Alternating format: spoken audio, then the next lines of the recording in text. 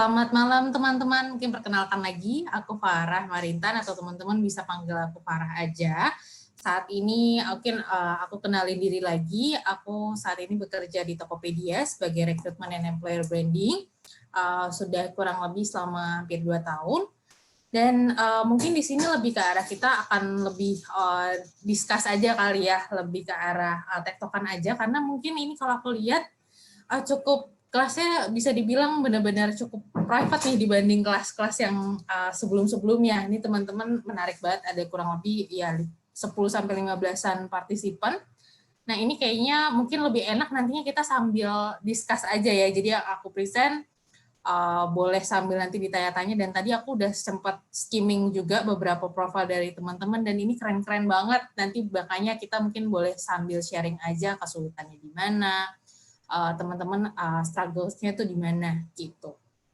Oke, ini mungkin boleh dong aku kenalan sedikit kali ya, karena kita nggak tatap muka, teman-teman boleh tulis aja di chat. Di sini mungkin teman-teman latar belakangnya apa nih? Apakah udah ada experience kerja? Aku tahu beberapa ada yang experience kerja, ada yang mungkin masih ongoing. Boleh dong ditulisin di chat box, teman-teman.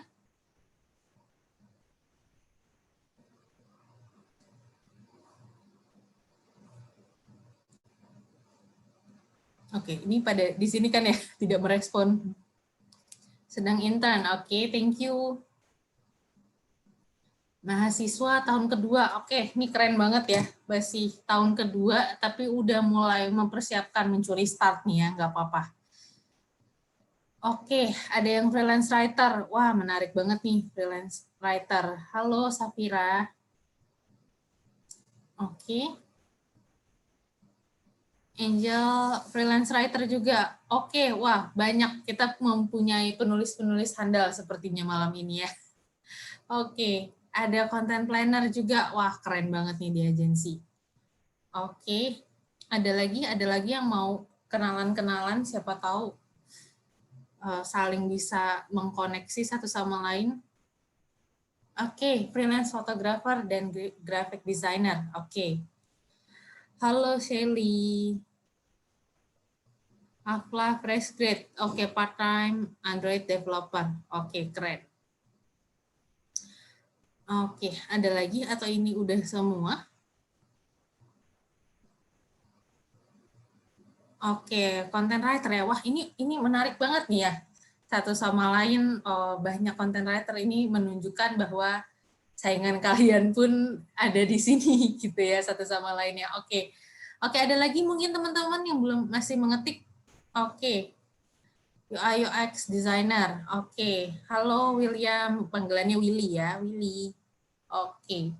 Ada lagi Ica nih, fresh grade, lagi magang di salah satu agensi dan lagi cari kerja. Oke, Ica. Sip. Banyak teman-teman, oh oke, I see, mantan kelas UX writing ya. Oke, baik-baik. Menarik nih. Oke, mungkin tanpa berlama-lama lagi, ini aku akan share. Mungkin di sini disclaimer dulu ya, aku lihat secara profil teman-teman ini kece-kece banget ya, aku udah sempat skimming baca cepat tadi. Secara profil aku lihat udah keren-keren banget, dan mungkin ini ada beberapa hal yang teman-teman mungkin udah tahu nih ya, dan makanya mungkin nantinya semisal sambil jalan teman-teman penasaran, aduh kayaknya yang aku pengen tahu belum ada nih, belum dibahas. Nah, nanti boleh tanya aja di chat box, kita sambil sama-sama open discussion ya, atau nantinya kalau teman-teman mau sekalian curhat-curhat juga pengalamannya, itu boleh banget ya, nanti kita akan bahas di sesi Q&A seperti itu. Sip, thank you banget atas perkenalannya ya teman-teman. Kita bakal langsung masuk ke materinya. Oke, ya cukup kelihatan kan ya. Kalau nanti nggak jelas atau mungkin keputus-putus, boleh ada yang infoin aku juga. Oke, ini mungkin perkenalkan diri lagi.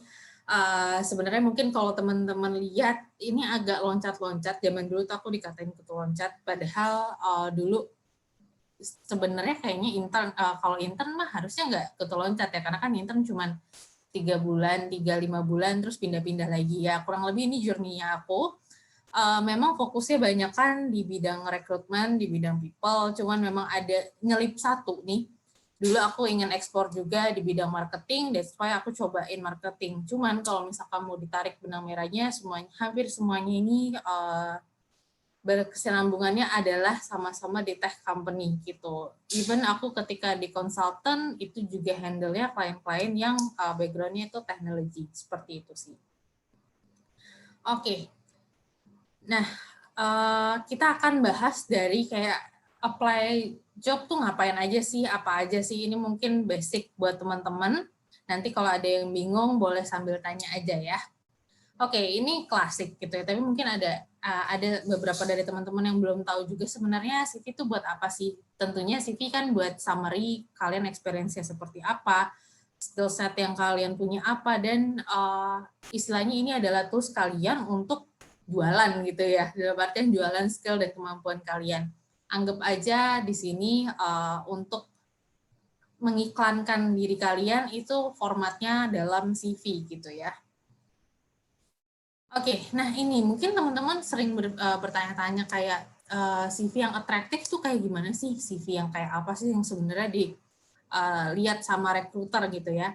Sebenarnya ini ada mungkin beberapa poin-poinnya. Kalau misalkan dilihat, yang penting itu compact gitu ya, kayak komprehensif, simple, nggak perlu teman-teman sampai 10 halaman gitu ya untuk nulisin CV gitu. Karena ya mungkin sedikit bocoran, rekruter tuh biasanya punya waktu sekitar 10 detik sampai maksimal banget 15 detik untuk pertama kali capture, lihat sekali gitu ya, dalam satu kali lihat, apakah profil teman-teman akan dilanjutkan lagi untuk dibaca lebih dalam gitu ya. Jadi kalau misalkan udah berlembar-lembar, otomatis kayaknya nggak bakal kebaca belakang-belakangnya. Jadi make it compact.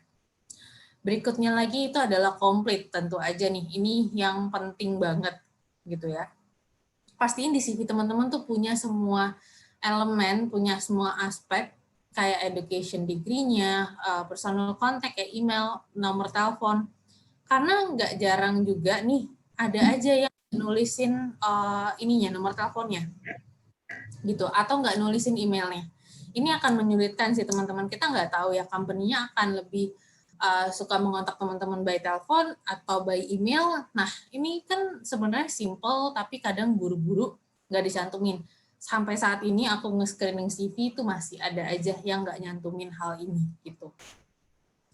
Berikutnya ini ada resourceful, jadi kayak kalau misalkan di sini teman-teman bisa dibilang kalian tuh harus menuliskan skill set yang emang benar-benar teman-teman kuasai dan nantinya emang relate dengan pekerjaan yang kalian apply gitu. Jadi harus pastikan di situ kelihatan semua, bisa ke deskripsi dengan baik. Dan yang terakhir ini itu adalah updated. Kadang ada aja nih orang apply, mungkin dia baru pindah sekitar 4-5 bulan gitu ya, atau teman-teman mungkin yang lagi coba-coba intern, coba magang, atau freelance gitu ya. Kan mungkin cepat ya perpindahannya, tapi alhasil update CV-nya harus ditimbangin juga gitu. Karena kayak harus banget teman-teman CV teman-teman tuh relevan dengan kondisi yang saat ini ada gitu. Ini baik di CV maupun di LinkedIn. Aku percaya teman-teman di sini sebagian besar atau mungkin semuanya udah pasti punya LinkedIn gitu ya. Pastiin terupdate karena itulah yang jangan-jangan bisa jadi menjembatani kalian ke pekerjaan yang kalian inginkan gitu ya. Jangan sampai gara-gara nggak update, padahal kalian skillnya udah nambah, pengalamannya udah nambah, tapi nggak diupdate, ini sayang banget. Jadi 4 poin ini sebenarnya yang teman-teman bisa note.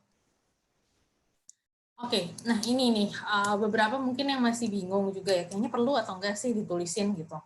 Nah ini sebenarnya tuh nggak perlu untuk diinput teman-teman. Kayak pertama ini balik lagi ketika submit CV ya, berbeda dengan kalau misalkan nantinya teman-teman udah submit CV, terus diminta untuk ngisi suatu form.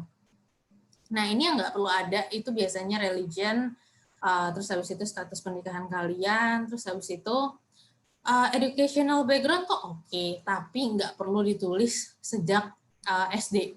Atau bahkan ada yang nulisin dari TK sih. Jadi ini sayang banget, space-nya kan kayak teman-teman nulisin misalkan dari TK, SD, SMP, SMA, itu kan ada berbaris-baris nih, sayang banget space-nya. Lebih baik teman-teman tuh bisa tulis ke experience yang memang yang memang cukup relevan, maksudnya dua degree terakhir lah gitu.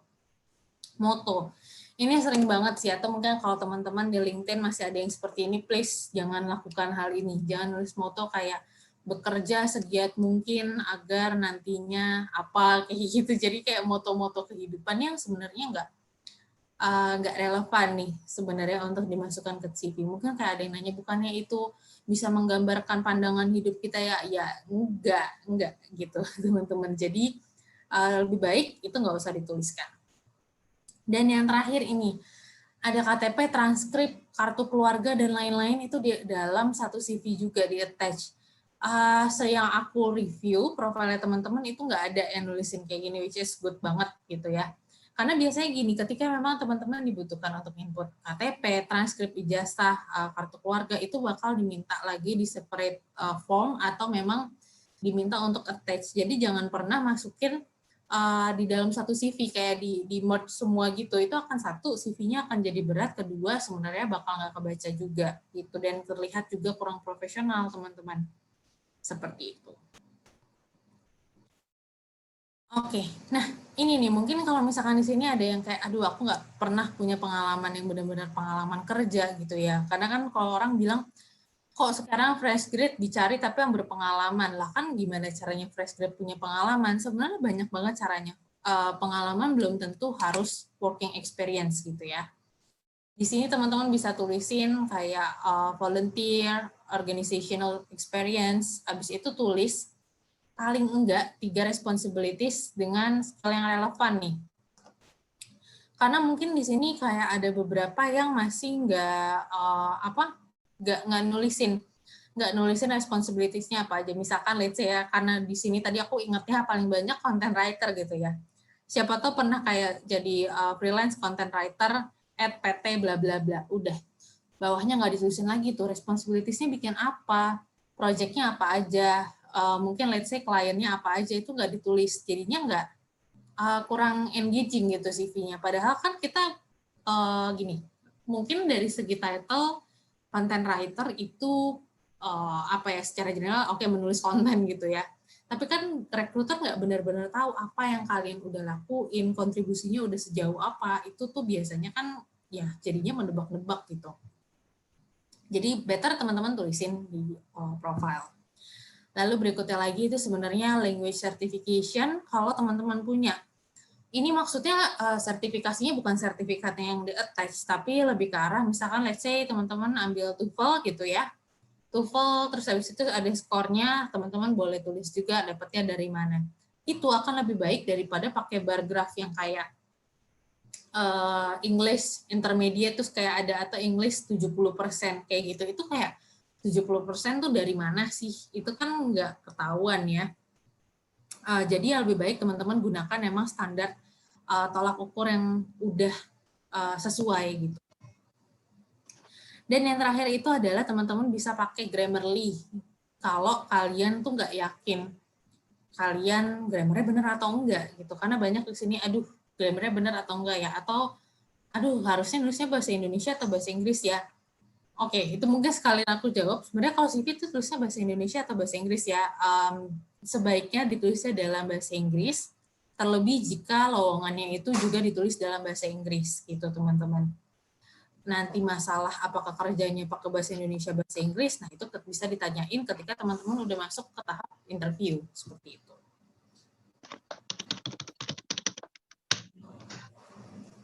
Oke, nah mungkin ini teman-teman sambil nanya boleh banget ya. Kalau misalkan udah mau nanya, tulis di chat box, feel free untuk tanya di chat box.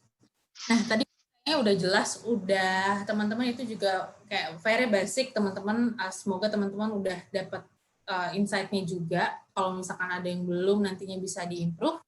Terus apa gitu ya. Nah, teman-teman mungkin udah hafal, udah familiar, rejection itu adalah sesuatu yang ada di dalam ketika kita cari kerja gitu ya. Semua begitu teman-teman apply, abis itu teman-teman bisa langsung dapat kerjaan, ya itu nggak, mungkin aja jalannya nggak semulus itu. Nah, tapi ada lagi nih part yang kemungkinan teman-teman bisa jadi blocker di sini. Bisa jadi profilnya teman-teman sebelum dilihat recruiter itu udah ke-reject gitu. Sebelum teman-teman profilnya dilihat recruiter yang tadi aku bilang selama 15 detik gitu. Bisa jadi sebelum itu pun teman-teman udah ke-reject. Nah, ini ada beberapa company sekarang, terutama kalau teman-teman mengejar kayak multinational company atau mungkin tech company. Nah, ini kemungkinan besar mereka menggunakan applicant tracking system, since mereka itu dapat applicants banyak banget. Mungkin bisa kasih contoh di Tokopedia sendiri, ya selama sebulan itu yang apply kayak sekitar 30 ribuan gitu. Kebayangkan itu banyak banget, gimana caranya CV teman-teman tuh bisa kelihatan gitu, paling nggak terbaca walaupun barang 15 detik gitu. Nah, masalahnya di sini ada hampir 70% applicants atau profile yang itu dalam artian udah auto reject tanpa si recruiternya tuh ngelihat gitu. Karena ini based on sistem ya gitu. Jadi ngelihat sistem nge-match apakah masuk atau enggak gitu. Terus gimana dong kalau kayak gini? Masa udah capek-capek bikin CV, udah submit padahal kayaknya CV aku, pengalaman aku udah oke, gimana caranya biar lolos dari sini gitu. Nah, ini ATS friendly. Jadi sebenarnya jadi sebenarnya bisa dibilang ya ini ATS itu apa ya? Mereka robot sih gitu. Pada dasarnya mereka AI, mereka sistem yang dibentuk. Nah, ini yang tadi aku bilang lebih dari setengah, bahkan kalau misalkan ada statistiknya itu kurang lebih ada 70 gitu ya. Nah, ini sebentar sorry kepencet. Oke. Nah, ini tuh ada beberapa nih. Yang pertama, teman-teman kan mungkin kalau nulis kayak nama, nomor telepon, email, dan lain-lain tuh di atas ya di header. Tapi kadang tuh kayak banyak banget atau nggak ada pembatasnya sama sekali. Cuman dari nama, email, terus kayak nempel-nempel semua. Nah ini kan balik lagi, mereka tuh sistem robot. Mereka hanya bisa nge-merge profil teman-teman, data di kalau ada pemisahnya antara satu sama lainnya. Jadi kalau bisa, enakan dibikin per baris-baris, misalkan kayak nama, nomor telepon, email, itu dikasih space satu sama lain, atau kalian bisa pakai bullet point untuk batasin yang mana yang nomor telepon, yang mana email, yang mana mungkin lokasi kalian sekarang gitu. Dan hindari penggunaan kayak misalkan ini nomor telepon ya 628 strip 372 strip kayak gitu-gitu. Jadi yang strip. Nah, atau pakai titik ya. Kadang suka mungkin memudahkan rekruter, niatnya memudahkan rekruter untuk baca dibagi kayak 3 angka. Padahal nantinya di sistem itu nggak kebaca, bisa jadi nomornya dan nomor teman-teman kurang gitu. Itu bisa jadi kayak gitu. Habis itu teman-teman bisa jadi dari job description-nya nih, kan kalian udah baca dong, tentunya ketika apply kalian baca dulu job description. Ini harus ya ketika cari kerja, please jangan asal apply. Dibaca, kalau bisa teman-teman sebisa mungkin ambil beberapa keywordnya, masukin ke profil teman-teman. Ini bukan berarti teman-teman ngarang ya, kayak profil-profil yang hal-hal yang teman-teman bikin itu teman-teman nggak pernah lakukan, terus kalian masukin ke situ, jangan juga. Lebih ke arah emang yang udah kalian lakukan, tapi kalian pilih kata kuncinya yang mana aja, sehingga itu biasanya akan meningkatkan kecocokan dengan ATS ini. Oke, berikutnya lagi itu adalah fancy templates. Nah, ini mungkin ada yang bilang kayak CV aku maunya berwarna-warni dong biar atraktif gitu ya, balik lagi ke pembahasan yang paling awal. Nah, ini biasa yang lebih lucu, yang gemesin gitu, itu biasanya kalau di ITS tuh kayak langsung mereka tuh paling anti sama yang namanya fancy atau kayak terlalu banyak desain, terlalu banyak hiasan, atau jangan-jangan bisa nggak kebaca ya, mereka bacanya itu bukan karakter, bukan font, tapi lebih ke arah image gitu. Ini mungkin aku menyebut merek, biasanya teman-teman mungkin bikinnya dari Canva. Canva is okay, tapi ada beberapa template Canva yang mereka di tag-nya itu adalah gambar gitu ya, bukan ngedetek huruf. Jadi ketika nanti ATS namanya dia akan parsing CV kalian, masukin ke sistem, itu bisa jadi nggak kebaca gitu. Jadi pastiin lagi itu kebaca atau enggak. Biasanya gampang sih, kalian ketika buka PDF, kalian coba highlight gitu, itu kebaca nggak huruf-hurufnya. Bisa nggak kalian copy paste ke Word, let's say, itu cara paling mudah, apakah CV kalian bisa kebaca atau enggak gitu. Habis itu, ini CV-nya itu ada beberapa yang nggak disubmit sesuai dengan format. Yang paling aman itu teman-teman udah pasti banget PDF sama Word gitu ya. Jangan upload yang lain lah kayak PNG, JPEG, itu masih aja nge-apply.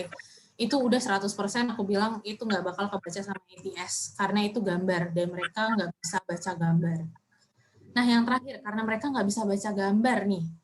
Nah, di sini kan ada grafik, chart, itu suka kalian yang tadi bilang ya, kalau misalkan itu kayak language kalian 100% atau berapa persen. Nah, itu tuh kayak nggak bakal kebaca gitu. Jadi, hindari menggunakan hal-hal kayak gitu. Oke, ini udah ada pertanyaan juga ya, beberapa menarik sebentar. Nanti kita. Oke, nah ini adalah jadi teman-teman bisa customize CV kalian tergantung dengan company-nya. Balik lagi tadi satu itu job description-nya, kalian bisa sedikit sesuaikan sesuai dengan dari job description-nya. Dan abis ini tentang foto. Mungkin banyak bertanya sebenarnya foto tuh penting apa enggak ya? Aduh, males banget nyantumin foto. Oke, balik lagi simplicity itu oke, tapi seberapa simpel sih? Itu simplicity oke kalau kalian apply-nya ke tech company. Karena banyak dari tech company itu ngerasa ya udah nggak perlulah lihat foto gitu. Itu oke, tapi kalau selama teman-teman bisa aku bilang apply di Indonesia, usahakan untuk tetap pakai profile foto gitu ya, nggak perlu yang formal atau foto full body gimana, cukup foto close up aja. Terus abis itu kayak ini nih, misalkan let's say di banking industry kayak teman-teman bisa pakai, biasanya ini udah ada requirement-nya sih, kalian boleh pakai foto full body, close up yang emang jelas dan memang formal. Terus habis itu yang kedua itu ada MT ya, manajemen trainee, itu kalian bisa pakai foto yang ukurannya kecil, yang biasanya emang udah ada aturannya juga. Dan yang paling penting itu jangan lupa untuk ketika di foto. Nah, ini sebenarnya kalau misalnya mau ditanya, fotonya tuh harusnya formal apa enggak ya? Yang jelas itu teman-teman jangan selfie gitu ya. Itu udah paling enggak banget, itu jangan, kalau bisa jangan selfie. Kalau bisa background-nya jangan terlalu ramai juga, maksudnya lebih baik polos, nggak perlu di foto studio juga. Kalau misalkan tergantung ya, kalau misalkan emang udah diminta background-nya merah, background-nya biru, ya itu ikutin. Tapi misalkan nggak ada ketentuannya, kalian boleh pasang foto, cuman sebisa mungkin yang nggak semi formal oke, tapi jangan selfie ataupun yang background-nya terlalu ramai sehingga kalian juga nggak terlihat profilnya dengan jelas. Gitu. Oke, nah ini mungkin yang sedikit tips nih LinkedIn. Ini kan lagi rame banget ya. Kayak kalau misalkan, apalagi sejak COVID ini aku lihat kayak user di LinkedIn tuh makin bertambah banyak. Yang sebelumnya nggak pakai LinkedIn, akhirnya sekarang belajar pakai LinkedIn dan semuanya kayak berlomba-lomba gitu ya untuk menjadi relevan di LinkedIn. Nah, ini yang pertama sebenarnya teman-teman, kan kalau di sini mungkin aku mau tanya dulu deh. Ini tenang aja, aku bakal bisa lihat pertanyaan kalian. Boleh tanya di sini udah pada punya LinkedIn semua kan? Atau mungkin gampangnya apakah ada yang nggak punya LinkedIn? Belum punya LinkedIn? Boleh jawab di chat box.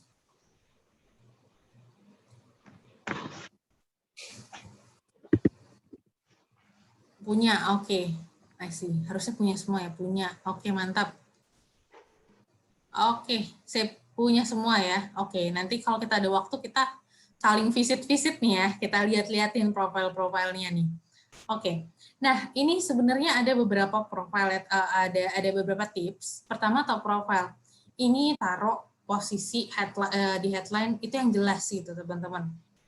Misalkan teman-teman sekarang freelance content writer di mana gitu ya, atau mungkin freelance content writer-nya emang lepasan sendiri individual gitu ya, itu tulis aja.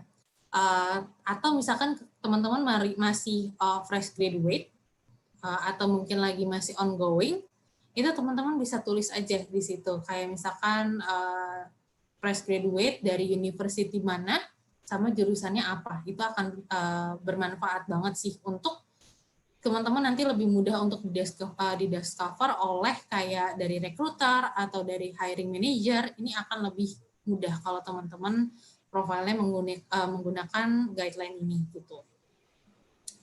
Oke, nah habis itu adalah ini complete introspection gitu ya. Nah ini teman-teman sebenarnya sih ini akan membantu juga, walaupun ya sekarang udah banyak banget yang tulis open for new opportunity. Ini adalah bukan ditulis di top profile ya, bukan ditulis di headline, tapi diaktifkan biar recruiter bisa lihat kalau teman-teman open for new opportunity. Karena kalau misalkan nggak di-on-in dari situ, sebenarnya akan ya bisa juga, cuma biasanya ketika rekruter nyari, ini akan lebih naik sih secara algoritmanya gitu. Jadi lebih baik di-on-in fitur open for new opportunity. Bukan yang profile terus di sampingnya ada kayak badge gitu ya, beda. Ini ada di fitur di LinkedIn sendiri. Terus abis itu di sini ada about-nya, teman-teman bisa tulis deskripsi singkat sesingkat-singkatnya kayak 1 sampai 3 kalimat tentang experience-nya teman-teman gitu. Misalkan kalian ada pengalaman magang atau menulis, atau mungkin kalian kayak ketika kuliah itu expert cukup tertarik di bidang apa, kalian tulisin aja gitu. Nah, kalau misalkan teman-teman punya portfolio, punya project yang udah pernah dikerjain, nah ini boleh banget untuk dimasukin di bagian sini ya, di attach aja dokumennya gitu. Tapi ini mungkin yang aku bisa kasih tahu, teman-teman jangan pernah upload CV telanjang gitu ya. Maksudnya apa CV telanjang? Jadi teman-teman kalau misalkan sering lihat di LinkedIn, ada beberapa teman-teman kita yang ngeposting nih, profilnya itu ada email, ada nomor telepon. Ini bahaya karena bisa disalahgunakan, karena ketahuan banget kalian lagi cari kerja, terus abis itu bisa malah dikontak sama orang-orang yang ingin berniat jahat gitu. Jadi better teman-teman taruh profil boleh, taruh pengalaman boleh, tapi kalau misalkan itu teman-teman di direct aja untuk mungkin direct message ke kalian gitu. Jangan langsung tulis email, tulis apalagi kalau misalkan tulis nomor telepon juga, atau bahkan di situ ada yang nulis nama ayah, ibu. Wah, itu bahaya banget sih. Jangan sampai teman-teman di sini ada yang seperti itu.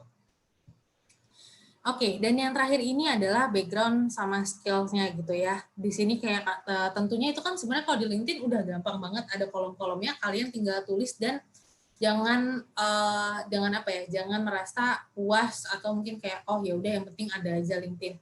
Isi description-nya terus kalau bisa selengkap mungkin, tapi jangan berlebihan gitu ya. Karena sekarang mungkin penyakitnya adalah orang-orang tuh melebih-lebihkan apa yang mereka punya atau mereka skill yang mereka jalani itu di LinkedIn, padahal aslinya nggak kayak gitu. Jadi tetaplah teman-teman tetap true, tetap benar-benar menuliskan apa yang kalian miliki gitu ya di profile LinkedIn. Oke.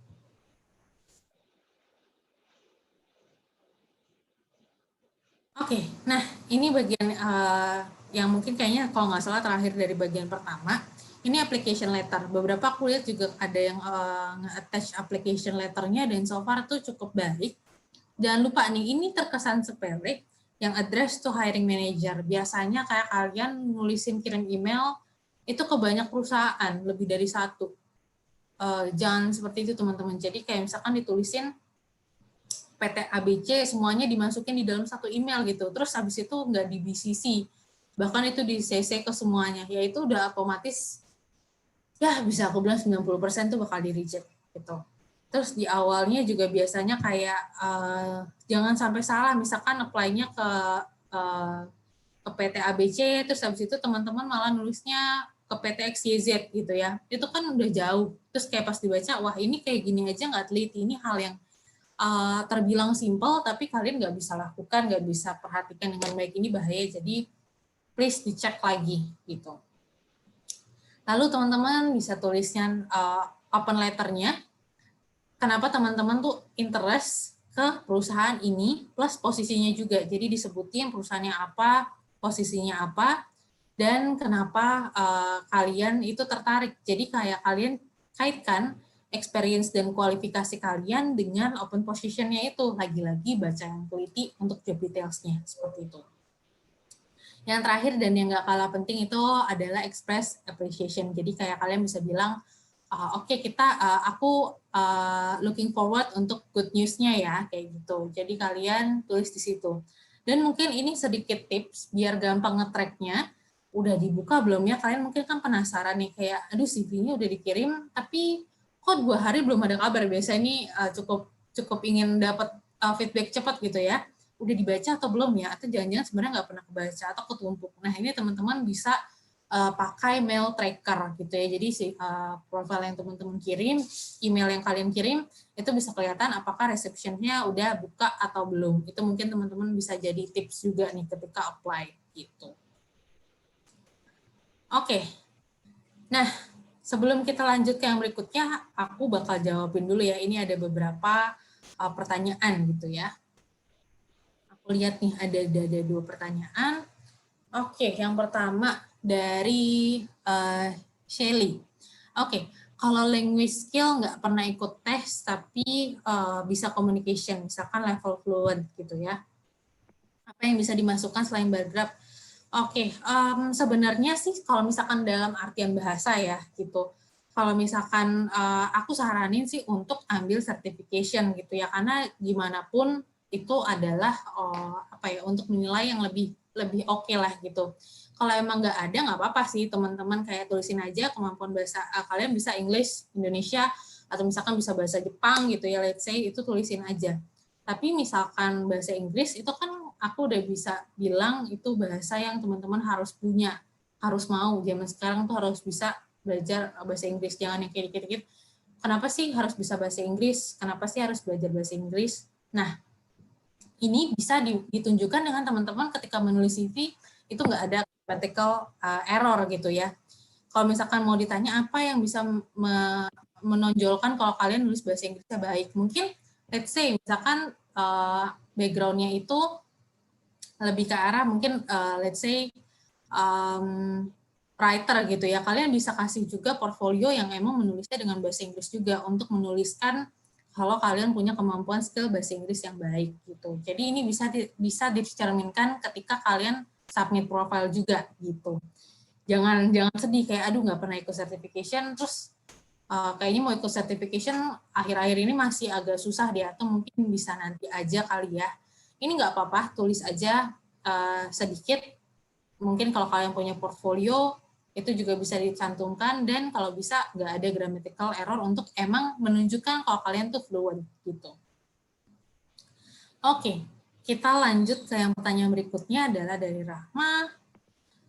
Di CV aku menulis work experience itu pengalaman kerja aku freelance dan pengalaman kerja mengelola sosmed jualan, kira-kira gimana?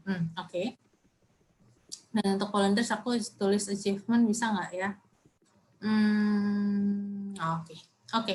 Nah sebenarnya kalau misalkan freelance itu boleh kok, nggak apa-apa. Maksudnya pengalaman kerja freelance itu udah dihitung sama mengelola sosmed. Mungkin mengelola sosmed juga ini bisa jadi ditunjukkan juga dengan grafiknya gitu ya. Grafik dalam artian kira-kira ketika kamu kelola itu perkembangannya gimana dari waktu ke waktu, konten-konten apa aja sih yang udah sempat dibikin. Nah itu bisa di showcase dengan mungkin di portfolio, atau ketika di CV kamu tulis aja awalnya mungkin setiap seminggu itu followersnya let's say ya, dalam artian followers mungkin cuman 10 nih, tapi ketika 2 minggu itu udah growth-nya gede, misalkan let's say jadi 100 gitu ya, atau dari kontennya sebelumnya engagement-nya tergolong rendah, tapi setelah kamu handle, setelah kamu bikin plan-nya dengan baik, itu jadi meningkat. Nah itu bisa ditulis juga di situ, jadi lebih detail aja, jangan cuman tulis kayak mengelola sosmed jualan, ya itu kan nggak atraktif gitu ya dari bahasanya juga. Nah, kalau misalkan untuk volunteers, itu sebenarnya aku saranin untuk terus di volunteers, karena itu bukan, bisa dibilang itu bukan kategori achievement sih. Jadi tulisnya itu volunteers, tetap di volunteers aja, gitu. Oke, untuk portfolio web ditulis di CV bolehkah? Boleh banget, ya. Jadi misalkan teman-teman yang udah punya portfolio, aku lihat beberapa ada yang punya juga, boleh banget nih untuk dicantumin URL-nya. Kalau bisa memang kalian upload ke web atau mungkin drive yang emang kalian open access-nya gitu. Jadi lebih gampang juga untuk dibaca.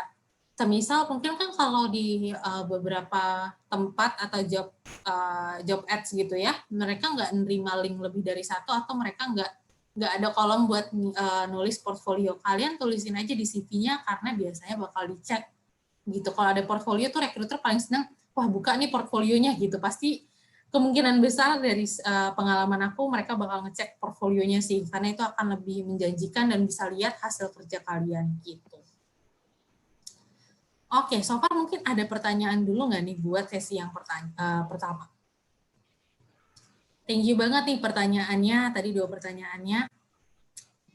Oh oke, pertanyaan menarik nih. LinkedIn endorsement. Oke. Ya, ada LinkedIn tuh, LinkedIn punya fitur endorsement sama recommendation ya. Endorsement itu sebenarnya nggak akan terlalu dilihat sih teman-teman gitu.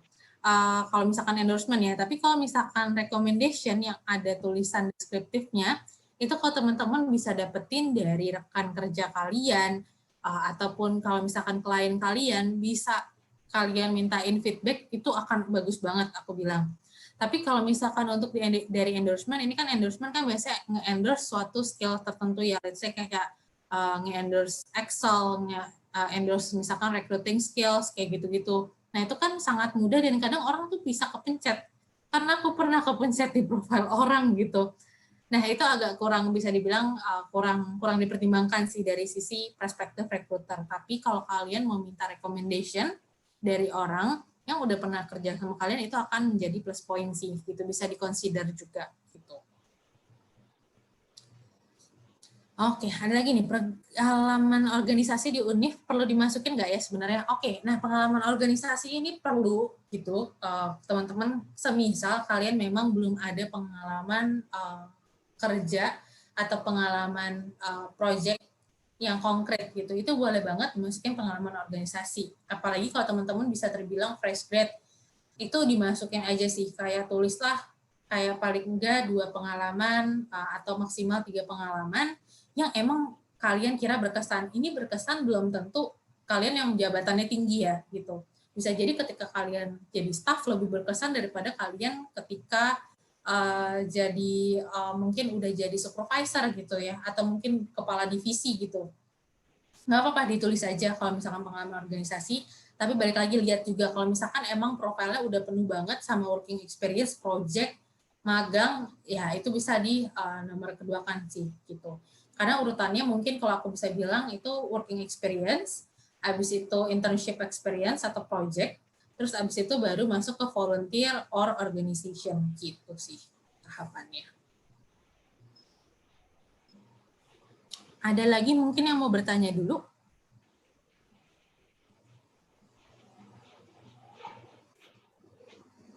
Oke.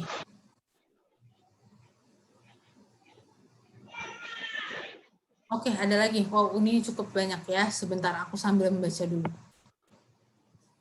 Dari Dian nih. Oke, selamat malam juga Dian. Fresh graduate D3, sudah 1 tahun lebih dan belum punya pengalaman pekerjaan.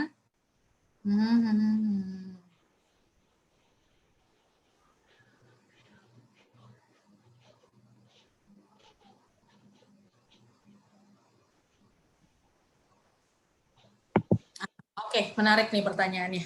Oke, ya teman-teman mungkin bisa, aku nggak baca ini karena aku sambil memahami nih. Kalau teman-teman mau lihat, boleh cek di chat box. Ini ada Dian yang lagi bertanya juga nih. Oke, jadi pertanyaannya gimana sih cara menonjolkan diri di CV dan di LinkedIn ya? Ada ini mungkin case-nya dari D3, terus habis itu akhirnya extend dan bentar lagi insya Allah lulus gitu ya. Oke. Nah, ini sebenarnya bisa banget teman-teman kayak lagi-lagi tuliskan kalau bisa mungkin kan kayak apalagi ini statistik ya. Aku assume-nya ada beberapa menggunakan tools-tools tertentu gitu. Nah, saran aku nih memang pastiin tools yang digunakan ini kan masih ada waktu sekitar 1 tahun ke depan ya. Ini pastikan tools yang digunakan emang sesuai gitu ya, karena aku nggak bilang semuanya, cuman ada beberapa university yang nggak update nih ilmunya dengan yang dipakai di company masa kini gitu ya. Jadi kalian boleh research lagi kira-kira tuh oke atau enggak ya skill setnya. Misalkan kalau misalkan sekarang tuh udah pasti banget harus bisa spreadsheet gitu ya, dan memang yang advance. Habis itu lanjut lagi ke SQL, atau teman-teman bisa ambil upgrade juga ke Python. Ini kalau misalkan background-nya statistik ya. Nah, ini caranya adalah kayak gitu. Di LinkedIn juga sekarang tuh ada beberapa course juga. Teman-teman bisa aja kayak upload kalian udah selesai loh mengerjakan course ini. Jadi kalian terlihat memang ada selesai mengerjakan course tertentu. Sekarang udah banyak juga course-course yang emang for free gitu. Jadi nggak ada salahnya untuk kalian coba di situ. Nah, terus abis itu lebih ke pengalaman. Iya, oke, ini pengalaman kerja. Jadi mungkin yang Dian bisa cari di sini jangan fokus ke pengalaman langsung kerja full time. Dian mungkin bisa start dulu dari company yang mungkin let's say skupnya kecil, atau bisa juga coba dari internship gitu ya. Karena banyak banget dari yang internship juga bisa di-convert ke full time kalau emang bagus gitu. Kalaupun enggak, paling enggak kamu juga udah dapet pengalaman untuk belajar ketika internship itu. Jadi mungkin di sini aku mau tanamin juga ke teman-teman mindsetnya itu coba dulu sih. Coba dulu start dari yang kecil, even itu internship, project kan selama 1-2 bulan, itu dicoba dulu. Karena dari situ bisa bangun portfolio kalian sih gitu. Nah, oke, kiat interview. Oke, ini bagian interview nanti Dian boleh tanyain lagi ya di sesi habis ini kita akan bahas soal interview soalnya. Jadi nanti mungkin aku akan sedikit bahas, nanti semoga kalau memang belum terjawab, boleh ditanya lagi. Gitu. Oke, ini ada 2 pertanyaan lagi, mungkin abis ini aku akan jump in lagi ke sesi materinya. Nanti abis itu kita bakal ada tanya jawab lagi. Oke, di data profile CV, apa harus dimasukin data profile di CV apa harus dimasukin? Oke, ya. Ya, jadi sebenarnya kalau misalkan datanya udah ada di CV, di portfolio tuh boleh banget dimasukin. Tapi kan lagi-lagi nih, di portfolio biasanya teman-teman upload di web gitu ya. Yang aku sarankan sih teman-teman tulis alamat email aja sih gitu kalau misalkan portfolio. Atau mungkin kalau misalkan memang teman-teman mau mau tulis dicantumkan data-datanya, itu boleh tapi memang seminimal mungkin karena tujuannya portfolio itu untuk melihat hasil karya kalian gitu. Jadi yang pasti nama kalian, profile LinkedIn, sama email itu menurutku sudah cukup sih kalau untuk di portfolio. Gitu. Nah, oke, nah yang terakhir nih ya, sebelum kita lanjut lagi, tentunya habis ini kalian masih boleh bertanya. Nah, kalau misalkan udah bekerja di satu kantor kurang dari 1 tahun, bahkan kurang dari 6 bulan, apa ada negatif? Oke, ini asumsinya mau pindah ya. Oke, nah ini sebenarnya nggak akan negatif sih, tergantung nanti kalian alasannya apa. Balik lagi ini ke dirimu ya. Ketika resign, ketika mau pindah kerjaan, itu alasannya apa dulu gitu. Negatif atau enggaknya sih itu tergantung ya. Kalau misalkan memang kalian good liver gitu ya, maksudnya emang mau keluar karena cari opportunity yang lebih baik, itu nggak masalah sih teman-teman. Kalau misalkan takut dicap ya, kalau tadi mungkin aku di awal sempat bilang, aku dibilang kutu loncat gitu. Kalau emang ada opportunity yang lebih baik, kenapa enggak gitu, dan kalian yang tahu sendiri performance kalian seperti apa. Dan nanti pasti mungkin dari recruiter ketika memanggil kalian juga akan bertanya, kok ini baru sebentar, apa sih alasannya? Nah, usahakan emang alasannya sejujur mungkin ya. Kalau memang di tempat yang sekarang udah nggak ada room untuk berkembang, atau setelah 6 bulan kalian rasa kontribusi kalian udah maksimal gitu. Nah, ini nggak apa-apa, kalian informasikan aja kalau misalkan alasannya seperti itu gitu. Oke, sip. Oke, untuk sesi pertanyaannya, untuk bagian 1 aku tutup dulu. Nanti abis ini akan ada sesi pertanyaan lagi di sesi yang kedua. Nah, kalau misalkan nanti di akhir juga kita kalau ada waktu spare, kita akan open juga buat Q&A gitu. Jadi bisa lebih general juga. Oke, sebentar. Aku akan coba share screen lagi ya.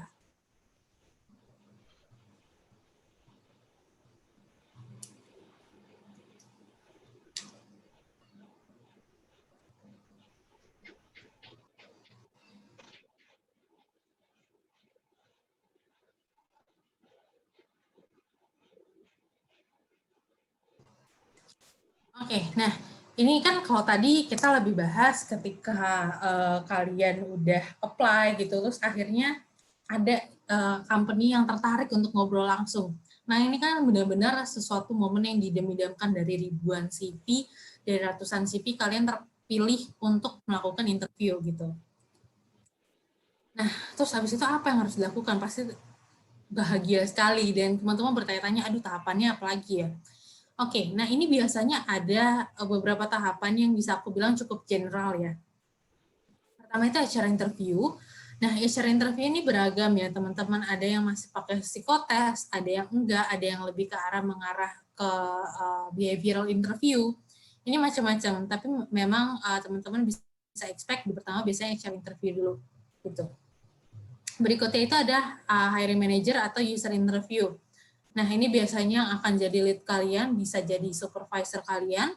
Biasanya juga mungkin ada study case, tergantung dari posisi yang kalian apply. Kalau tadi mungkin aku ingat ada yang dari mungkin background-nya developer gitu ya, mungkin ada tes, ada case study juga, atau mungkin teman-teman yang writer biasanya dikasih case untuk nulis suatu artikel kayak gitu. Sebelum nantinya interview ke user atau mungkin setelah user interview seperti itu. Berikutnya biasanya ini tergantung ya, ini aku nggak bilang ini fix karena mungkin di setiap company itu beda-beda. Berikutnya lagi itu biasanya ada peers interview yang mana peers itu adalah teman kalian nantinya ketika kalian join. Jadi apakah bisa kerja bareng atau enggak, bisa discuss bareng atau enggak, ini biasanya ada penilaian juga. Tergantung ya, balik lagi tergantung dari company-nya. Dan yang terakhir itu adalah final interview biasa N+2. N+2 apa sih maksudnya? Kalau tadi supervisor kalian yang di tahap kedua, kalau ini adalah istilahnya lead-nya dari lead-nya kalian gitu, lead-nya lead gitu. Jadi ini untuk N+2 ini balik lagi tergantung sama posisi yang kalian apply dan juga tergantung sama perusahaan yang kalian apply gitu. Oke, nah ini berikutnya lagi dokumen. Sebenarnya apa sih dokumen yang kalian harus siapkan gitu ya? Biasanya kan mungkin tadi ada beberapa yang di awal kita udah sempat bahas. Yang paling penting banget itu biasanya diminta bawa CV. Jadi teman-teman pastiin itu udah siap. Ini mungkin sedikit note ya, karena sekarang lagi pandemik. Mungkin ada beberapa yang belum interview, belum tatap muka, bisa jadi online. Nah, kalian ini harus siapkan juga, pastiin kalau misalkan kalian nggak onsite, kalian kalau onsite kan mungkin kayak googling dulu ke sana naik apa, berapa lama, di research dulu kalau bisa mungkin 2-3 hari sebelumnya. Kalau online kalian make sure kalau misalkan internet connection kalian tuh aman, atau kalau emang internet connection kalian buruk, ini simple sih, tapi mungkin banyak dari kita udah panik terus nggak disiapin gitu ya. Disiapin juga kuota cadangan nih di handphone kalian buat tethering gitu, pastiin semua charger ada, full semua, pastiin nggak ada kendala teknis gitu ya. Terus ini baik online ataupun onsite, udah kalian siap-siap aja 30 menit sebelum sesinya, karena balik lagi daripada kalian terlambat, lebih baik kalian lebih prepare gitu ya. Ini yang keempat tuh dress up properly, baik ini kalian online maupun onsite, tentunya teman-teman harus proper gitu ya. Mungkin kalau misalkan kayak online kalian ngerasanya ya udahlah pakai kaos rumah aja gitu. Jangan kayak gitu ya, kalau bisa memang serapi mungkin, baik itu nantinya dari interviewernya open cam atau enggak, kalian sebisa mungkin open cam dan terlihat proper gitu. Nah, yang kelima itu adalah tidur yang cukup. Ini mungkin disepelekan atau malah kadang kayak kalian ngerasa wah udah mau interview nih gitu ya, terus kalian malah jadi deg-degan, terus habis itu kalian malah nggak bisa tidur. Ini kalau bisa dipaksain untuk tidur sih, karena ini akan benar-benar membantu ketika kalian nantinya bakal interview dengan usernya, seperti itu. Yang terakhir, minum banyak air. Ini penting banget, karena waktu itu mungkin sedikit cerita, ini cerita yang selalu sering aku ulang, cuman ini memang sangat cukup berkesan sih. Ketika dia datang, dia terlihat sangat berkeringat, terlihat panik, entah mungkin baru datang atau gimana. Habis itu juga ketika ngomong, aku udah tawarin minum nih, terus dia nggak mau gitu ya. Ketika interview dia jadi keselak gitu ya, susah gitu pas ngomong, kayak tercekit tenggorokannya, entah itu dia grogi atau dia kurang minum dan lain-lain. Jadi pastiin sebelum mulai itu kalian minum dulu gitu. Ini sangat-sangat penting sih teman-teman. Jangan-jangan nanti ketika itu terus gara-gara tiba-tiba keselak gitu ya, kalian jadi malu, terus habis itu jadi udah buyar semua yang udah dihafalin, udah dipersiapkan, udah di-prepare, jadinya hancur cuman gara-gara kalian keselak. Itu kan minor, tapi bisa jadi faktor yang menggagalkan interview kalian, seperti itu. Anyway, ini kalian sama kayak yang sebelumnya, kalau ada yang mau ditanya, sambil tanya di chat box aja. Oke. Nah, ini aku paham banget, nggak semua orang itu adalah storyteller yang baik, nggak semua orang tuh bisa cerita dengan baik. Bahkan kalau cerita tentang kehidupan sehari-hari aja, mungkin ada beberapa di sini yang nggak pandai untuk sharing ke orang lain gitu. Nah, di sini tuh ada beberapa metode nih yang bisa kalian coba sambil latihan, itu ada namanya STAR, gampangnya STAR. S-nya itu situation, jadi kalau kalian ketika di interview, biasa kan coba dong ceritain pengalamanmu, atau boleh nggak ceritain tentang dirimu. Ini boleh pakai metode STAR ini. Pertama, kalian boleh berlatih dengan make sure kalian deskripsiin konteksnya, background-nya ketika apa, kapan, di mana itu harus di-share. Yang T-nya ini task, kayak apa sih tugas kalian waktu itu, kenapa kalian harus ngerjain itu. Berikutnya lagi tuh action, kalian tuh ngelakuin apa, gimana akhirnya kalian bisa ke situ. Dan yang terakhir result-nya nih, result-nya seperti apa, dan akhirnya kalian bisa achieve atau enggak, atau mungkin kalau ada trouble tuh gimana, dan gimana juga caranya kalian menyelesaikan permasalahan itu. Ini kalian bisa pakai STAR ini, paling enggak, kalau kalian nggak tahu mau cerita apa, pastiin di komponen-komponen ini udah terjawab gitu, atau udah teman-teman ceritakan. Gitu.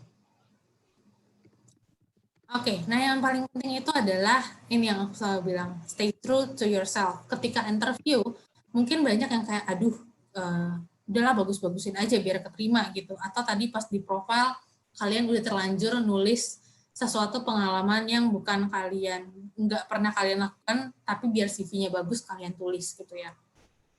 Nah, ini di ketika interview akan jadi berbahaya sih kalau kalian emang menuliskannya itu nggak sesuai ya, karena biasanya nanti lupa, atau bahkan kadang nih, rekruter selalu punya caranya untuk mengetahui kalian tuh benar-benar melakukan itu atau nggak, bisa digali sedalam-dalamnya, habis itu ditanyain beberapa case-nya, nanti kalau kalian ada beberapa kayak hole, kayak kok ini nggak nyambung ya cerita satu sama yang lainnya. Nah, ini akan bisa ditanyain juga sih biasanya. Dan itu jadinya nilainya negatif buat kalian. Jadi yang bisa aku bilang tuh tetaplah jujur, tetaplah ceritakan apa yang kalian emang lakukan. Itu start dari nulis CV ya, nggak hanya interview aja, seperti itu. Oke, nah ketika interview nih, ini yang menarik ya, karena biasanya ini udah sering banget ditanyain. Pertama, itu tell me about yourself. Terus abis itu, kira-kira kenapa sih kamu tuh cocok dengan requirement kita, apa yang bikin kamu ngerasa cocok untuk melamar di posisi ini gitu. Berikutnya ini adalah, ini mungkin gampang-gampang susah, suka ditanyain kekurangan kalian apa, kelebihan kalian apa, yang kayak gitu-gitu itu sering banget ditanyain kan. Ini make sure kalian udah prepare. Dan yang terakhir itu, apa yang kalian tahu tentang company ini. Karena nggak jarang kalian, beberapa dari teman-teman nih ya, bukan kalian di sini loh ya, beberapa dari teman-teman itu asal apply di suatu company. Jadi mungkin kalian kayak asal apply, terus abis itu lupa waktu itu udah pernah emang apply ya ke company ini, terus abis itu nggak riset, nggak tahu company ini tuh ngapain gitu. Jadi ini adalah beberapa hal sih. Yang pertama, tell me about yourself, itu nggak perlu panjang-panjang sampai ceritain dulu saya TK di sini, atau yang apa ya, yang dari dulu banget tuh nggak usah sih. Jadi bisa aja teman-teman ceritain hal-hal yang emang relevan kalian lakukan sekarang gitu. Terus abis itu berikutnya, kenapa sih kalian cocok dengan requirement ini? Nggak usah takut duluan ketika ditanyain ini, karena kalian dipanggil interview udah pasti kalian emang dari segi profile itu memenuhi kualifikasi dong. Kalau gitu kalian baca lagi requirement-nya apa, kalian cocokin nih sama kemampuan yang kalian punya gitu. Nah, berikutnya lagi ini kayak weakness sama strength.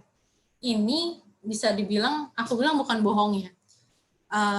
True itu bukan berarti kalian menceritakan kejelekan kalian, misalkan weakness nih, kalian jelekin kalau misalkan kalian sukanya bangun siang gitu ya. Kan ada banyak nih kekurangan kalian, jadi kalian bisa pilih kekurangan yang kalian emang tahu dan kalian lagi working on it, dalam artian let's say, kalian nih orangnya susah banget untuk bilang enggak gitu. Dalam artian kalau dikasih kerjaan, kalian mau-mau aja terus. Tapi sebenarnya kan itu kalau dipikir-pikir itu suatu kelemahan. Kenapa? Karena kalian nggak tahu nih batasan diri kalian. Nah, nanti kalian bisa bilang, ini contoh ya, nanti kalian bisa bilang kalau misalkan, iya kekurangan saya emang saya itu agak susah untuk bilang enggak, dalam artian kerjaan biasanya saya ambil semua gitu ya, tapi emang kadang kan ujung-ujungnya tuh berat ya, saya nggak tahu batasannya. Jadi sekarang saya lagi belajar sih untuk bisa tahu porsian kerja saya seperti apa gitu. Jadi memang dari weakness kalian harus tahu kalian apa nih yang kalian kompensasikan karena kekurangan kalian itu gitu. Nah yang terakhir nih dan nggak kalah penting, pastiin teman-teman udah riset sih sebenarnya. Company itu nggak bakal nge-expect kalau kalian tahu detail, tahu secara seluk-beluknya banget, paling nggak tahu bekerja di bidang apa, kerjanya ngapain aja, itu sebenarnya udah cukup. Karena nanti kalau misalkan kalian masih penasaran lagi, kalian bisa tanya kok ke rekruternya sebenarnya ini yang diharapkan tuh seperti apa sih, terus company-nya sejauh ini tuh perkembangannya seperti apa, itu boleh banget. Jadi paling nggak kalian tahu lah sedikit, karena mungkin ada aja kok orang yang ketika interview terus kayak, saya sih nggak tahu sih company ini tuh ngapain gitu. Jangan seperti itu teman-teman. Oke, nah ini berikutnya lagi tuh gesture. Nah di gesture ini mungkin terkesan nggak penting, tapi sebenarnya cukup krusial, apalagi ketika on-site interview kan kelihatan banget ya. Kalau bisa tuh teman-teman duduknya tetap yang tegap, jangan goyang-goyang, biasanya karena mungkin grogi terus goyang kanan, goyang kiri, jadinya kan kayak, ini orang fokus atau enggak ya? Gitu. Terus ini yang mungkin paling susah, dan aku jujur juga di awal-awal tuh susah banget melakukan ini ketika interview, yaitu menatap interviewernya gitu secara langsung. Mungkin kalau online kan enak ya, cuma ngeliat satu titik di atas gitu ya, di kamera. Cuman ketika face to face begitu ngeliat orangnya kok jadi deg-degan, kok jadi panik, jadi blank. Ini dilatih, dan juga gampangnya ngelatihnya gimana, lihatlah muka kalian sendiri teman-teman. Karena mungkin yang kalian bayangkan, aduh ini ekspresi aku cocok apa enggak sih, ini aku ngomong dia ngelihatnya aku kayak gimana ya. Jadi kalian latihlah dengan ngelihat di kaca gitu. Atau ketika nanti interview, teman-teman boleh lihat, ini simple tapi lihatlah mungkin di ujung keningnya interviewer. Jadi kalian nggak langsung natap matanya, tapi tetap pandangannya lurus, nggak kemana-mana gitu. Nah ini gesture-gesture ini sih, atau mungkin beberapa ada yang nggak bisa menjelaskan tanpa tangannya gerak-gerak gitu ya. Nah ini teman-teman bisa ini aja sih, bisa kurangi, bisa latih. Oke, pakai tangan gerak, tapi jangan terlalu heboh gitu. Itu beberapa mungkin tips dari artian secara gesture seperti itu. Oke, nah ini sebelum aku lanjut lagi ke yang ketiga, teman-teman ada yang mau bertanya dulu mungkin sejauh ini?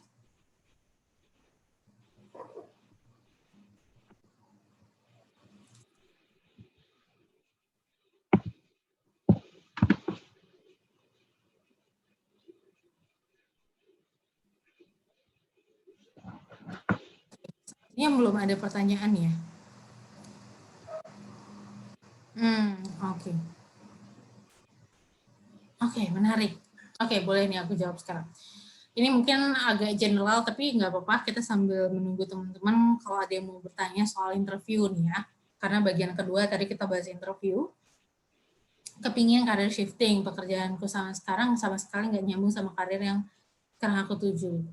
Minta sarannya. Oke. Ini kalau boleh tahu, Amalia berarti sekarang tuh apa nih?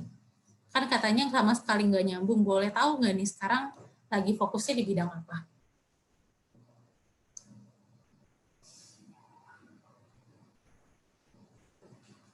Jadi pemerintahan, oke. Oke. Nah ini mungkin aku kasih saran sedikit kali ya, karena sebenarnya mungkin nggak semua orang yang digital marketing itu background-nya dari digital marketing juga. Ada beberapa yang bahkan background-nya itu dari teknologi gitu ya, dari orang IT, terus habis itu ke digital marketing gitu ya.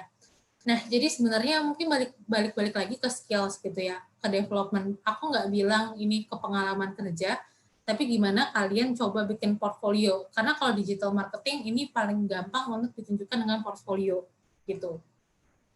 Gimana caranya? Pertama, belajar dulu basic skills-nya apa aja. Aku yakin ketika Amalia ini udah tertarik di bidang digital marketing, pasti udah ekspor kan ya.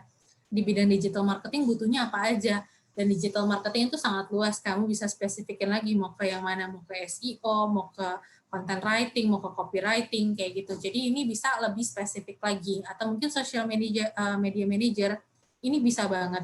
Karena mungkin aku dapat waktu itu sempat kebetulan banget nih sesuai juga digital marketing. Dulu background orangnya ini itu sarjana pertanian. Ini cukup menarik ya, backgroundnya sarjana pertanian gitu.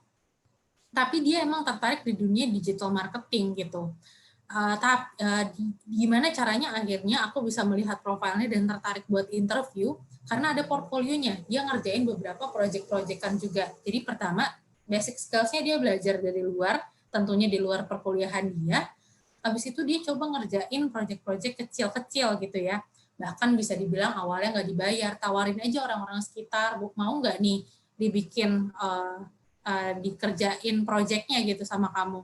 Ini tuh bisa banget untuk ditawarin. Emang sih di awal harus ada yang dikorbanin, dalam artian untuk membangun portfolio atau feedback yang baik, toh itu juga jadi ajang belajar kamu gitu sih. Jadi mungkin kalau misalkan yang aku bisa bilang, biar lebih meyakinkan daripada yang emang background-nya digital marketing atau mungkin anak komunikasi, caranya itu sih, bangun portfolio sebaik mungkin. Semisal nggak ada nih pengalaman, maksudnya yang kayak tadi ya, mungkin di awal mau cari orang yang mau pakai jasa kita secara gratis pun belum ada, gimana caranya. Nah, kalian boleh nih sambil bikin, sambil bikin portfolio, bikin aja konten-konten beberapa dari yang sekarang mungkin kalian merasa relevan, itu bisa kok dibikin portfolio. Paling nggak ada contoh kerja kalian. Karena aku bisa bilang nggak ada yang lebih baik daripada menunjukkan skill kalian yang kalian tawarkan tuh seperti apa sih. Apalagi kalau di sini konteksnya Amalia di digital marketing ya. Ini bisa sesuatu yang bisa dilihat kayak gitu. Semoga membantu. Misalkan nanti masih bingung, boleh feel free tanya lagi ya. Oke, ini ada lagi biasanya poin-poin skills mindset apa aja yang dicari para rekruter ketika wawancara. Oke, mungkin ini karena agak spesifik ya, aku jawab juga nih. Jadi PM, jadi product manager, seberapa penting soft skill, hard skill? Oke, yang pertama ketika wawancara, ini yang aku selalu highlight, ketika kalian udah dipanggil wawancara, udah dipanggil interview, berarti semua yang kalian tuliskan di CV itu udah cukup atraktif, udah cukup menarik, dalam artian dari background skills itu udah oke, gitu. Nah, mungkin apa yang harus kalian tonjolkan, tergantung nih ketika kalian nulis CV, kalian benar-benar benar-benar 100% beneran yang kalian punya atau enggak gitu. Kalau memang iya, kalian sebenarnya tinggal memantapkan lagi aja, menonjolkan istilahnya ketika interview kalian brandingin diri kalian sendiri. Fokusnya itu adalah lebih ke arah gini. Pertama, mungkin product manager di sini yang pasti diharapkan, ini aku asumsinya product manager itu di tech company ya, karena mungkin kalau misalkan di luar product manager akan beda lagi nih product manajernya. Kalau di tech company mungkin kalian sebenarnya harus punya kayak basic skills, ya di tech company bener kan? Oke, takutnya nanti beda karena aku jujur agak beda nih jawabannya kalau misalkan bukan di tech company. Kalau di tech company mungkin kalian yang paling dikuatin sebenarnya sih pertama itu adalah kayak skill set kalian. Let's say di product manager mungkin beberapa dari company-nya kalian cek-cek juga pakai metodologi apa, Scrum kah, Agile atau apa, kayak harus tahu cara biasanya flow-nya apa. Karena kalau di tech company aku yakin banget most likely mereka udah nulis kerjaan PM-nya tuh ngapain aja, bahkan dibikinin blog kerjaannya tuh ngapain aja. Jadi kalian baca-baca dari situ, bisa aku bilang kayak gitu. Nah, yang dicari itu sebenarnya adalah, mungkin tadi sempat ada yang mention soal growth mindset gitu. Gimana caranya kalian tuh belajar? Biasanya di sini tuh rekruter suka nanya, kalau misalkan ada skill tertentu yang kalian mau pelajari, itu belajarnya dari mana dan gimana caranya. Dan selama apa kalian belajar. Nah, ini harus diimbangi juga dengan langkah konkret kalian. Ketika kalian belajar, itu berapa lama sih kalian bisa belajar gitu ya, memahami sesuatu. Kalian beneran suka let's say online course nggak sih, suka ikutan course nggak sih? Nah, itu kalian bisa buktiin di situ juga. Gitu. Itu mindset, kalau mau dibilang mindset itu yang pasti growth mindset. Dan kalau misalkan skill dalam artian di sini biasanya PM itu nggak hanya nge-build tahu-tahu bikin PRD gitu ya, bikin requirement produk, tapi nggak tahu background dari sisi developernya. Karena mungkin kayak PM ya udah tinggal bikin produk aja tapi nggak paham nih secara development, tools-toolsnya gimana, kendala dari segi tim developer itu kayak apa. Nah, better ini juga dipelajari sih. Kalau misalkan background-nya kalian udah IT, ini good to know, karena biasanya kalian udah punya basic coding kan ya, basic gambaran developer tuh kayak apa. Gitu. Kalau belum ada, kalian harus sering-sering belajar sih. Ini banyak banget, aku lihat juga kemarin kebetulan aku ngekurasiin juga buat teman-teman yang non product manager, dari teman-teman bisnis yang pengen belajar product manager, itu kalau misalkan mau dicari di YouTube tuh banyak banget sih tentang product manager. Itu kalian bisa bisa cari tahu life cycle-nya seperti apa, dan dari situ kalian bisa dapat insight-nya sih untuk mempersiapkan skill apa aja yang kalian punya. Karena balik lagi, tiap company juga punya requirement yang beda-beda, walaupun title-nya sama, product manager, kayak gitu. Semoga menjawab nih Henry. Kalau ada yang mau ditanyain lagi, nanti boleh feel free untuk tanyain. Gitu. Oke, mungkin so far ada lagi yang mau bertanya dulu. Mungkin satu pertanyaan lagi sebelum kita lanjut ke sesi yang terakhir.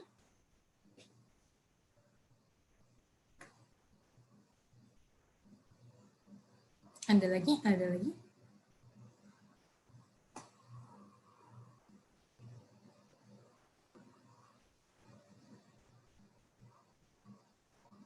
Oke, nampaknya belum ada ya. Sip, aku bakal present dulu kali ya untuk yang ketiga. Nanti habis itu kita lebih open, bisa open Q&A-nya, bisa teman-teman mau curhat, mau cerita-cerita tentang pengalamannya ketika apply. Ini feel free banget untuk bahas ini gitu. Oke. Nah, berikutnya ini yang menarik ya, dan ini sangat ditunggu-tunggu, yaitu offering. Tapi ketika dapat offering, harus nggak sih jawab yes gitu ya?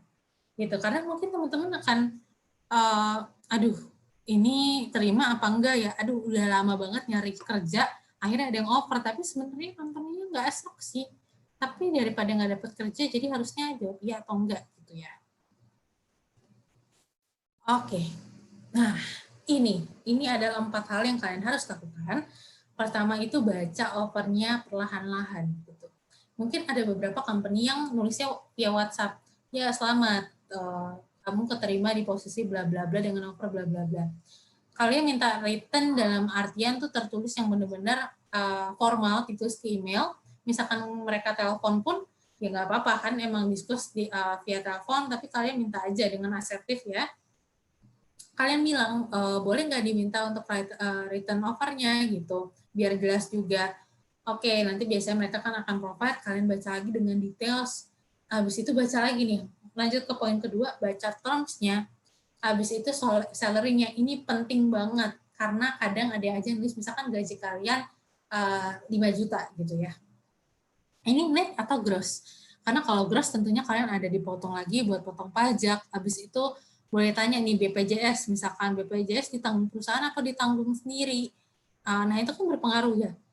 Kayak dari net ke gross itu bedanya cukup jauh nih teman-teman. Karena ketika mungkin kalau baru gaji 5 juta biasanya potongannya nggak gede sih, nggak gitu berasa. Cuman ya kayaknya ya 200-300 ribu tuh kan uang ya, itu lumayan banget. Kalau misalkan teman-teman dari sini bisa ditanya aja ini net atau gross ya. Kayak biasanya mungkin ada beberapa yang nggak nulis. Sama, ada medical benefit nggak? Mungkin kalau teman-teman yang ngerasa kayak ini tuh benar-benar penting gitu ya medical benefit, apalagi mungkin yang sering sakit juga. Ini kan jadi krusial ya. Dapat nggak medical benefit selain BPJS misalkan? Dapat juga nggak buat kontrol gigi? Dapat juga nggak buat plafon kacamata? Hal-hal yang kayak gitu nih. Ini mungkin sepele, tapi kadang mungkin kayak aduh kalau nanya ini tuh etis nggak ya? Aduh aku bawel banget nggak ya? Gitu. Itu nggak apa-apa, teman-teman tanyain aja. Daripada nanti ketika masuk kalian ngerasa nggak happy dan akhirnya nggak betah cuman karena hal-hal kayak gini yang di awal yang harusnya kalian bisa pastikan. Oke, nah berikutnya lagi nih. Tanyain lagi ke diri kalian. Sebenarnya ini bukan sih yang kalian butuhkan. Butuhkan bukan inginkan ya. Butuhkan. Kayak misalkan gini, tadi mungkin ada yang bertanya, bertanya-tanya nih, harus diambil nggak ya offer ini? Aku udah 5 bulan tuh nggak ada kerjaan, atau mungkin aku udah hampir setahun nganggur nih. Ada nih offer, tapi sebenarnya perusahaannya nggak oke, tapi dari segi gaji oke. Atau sebaliknya, perusahaannya oke, tapi kok aku di offernya kecil ya? Atau aduh aku dapat offernya masih buat magang nih, gimana dong? Padahal teman-teman aku yang lain udah dapat kerja. Ini tanya lagi ke dirimu, karena balik lagi, aku nggak bisa bilang yang mana yang lebih bagus, karena setiap orang kan punya preferensi atau prioritas sendiri-sendiri. Tanyain lagi, kalian lagi butuhnya yang mana, gitu. That's why ini mungkin nomor ketiga akan penting dengan career plan sih. Kalian bikin plan kalian ke depannya seperti apa, ini penting juga berkaitan sama yang nomor 3. Dan yang keempat, yang tadi aku sempat bilang juga, nggak usah khawatir kok untuk nanya atau negosiasi. Misalkan kayak bilang, aduh ini kayaknya kalau tambah lagi lah sedikit 500.000 lagi kayaknya oke deh gitu. Karena mungkin 500.000 lagi aku buat ongkos gitu ya. Oke, ini nggak apa-apa, kalian tanya aja, boleh nggak up misalkan tambah 500.000 lagi karena saya butuh dengan pertimbangan butuh transport kayak gitu. Itu nggak apa-apa, namanya juga nanya gitu ya. Kalau misalkan nantinya ditolak, ya itu kalian bisa mikir lagi, oke nggak ya gitu. Jadi pastikan kalian tuh bertanya, nggak ragu untuk discuss terkait ini. Kalau misalkan emang bingung, boleh banget kok minta ditelepon ke orang payroll atau ke recruiternya, boleh nggak dijelasin secara benefitnya kayak gitu. Karena once kalian di offer itu kan kalian penting banget ya ketika menemukan talent yang tepat, biasanya sih akan masih ada room buat negosiasi gitu. Meskipun nantinya kalian nggak disetujui pengajuannya, ya nggak apa-apa. Paling nggak kalian udah discuss, oh masih belum bisa. Terus nantinya kalian mau accept atau enggak, itu tergantung balik lagi ke kalian. Seperti itu. Oke. Oke, nah sejauh ini ada yang mau ditanyain lagi? Mungkin ini di luar yang tadi ya.